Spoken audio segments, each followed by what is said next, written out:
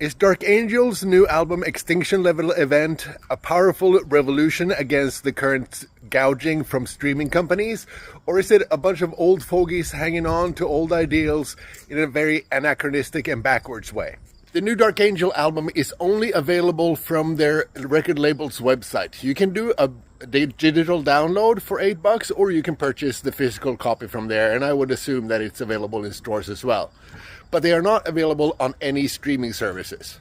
In addition to that, they decided to record the old school way, which I presume is analog equipment using all real amps, real tapes, I would assume, and not using a DAW at all.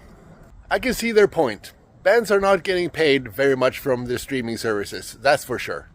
And recording the old school way is also pretty honest. There's no cheating there. There's no quantizing. There's no automation in terms of drawing lines in a DAW and all that stuff to make it sound perfect and polished.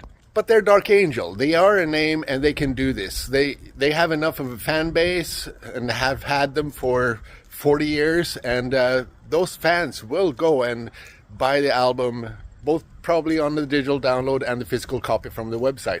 But for those that want to discover them, new fans, young kids, they will have a hard time doing that. And you can forget about putting them in a playlist along with your other Apple Music or Spotify streaming playlists or whatever for your party, because if it's a proprietary download, then you have to use some more local music player in order to create a playlist. And in that case, you also need to have local copies of the other songs they want to put on the playlist, and that will make things difficult. For me personally, I am not an anachronist. I say go with technology, and new technology is always divisive.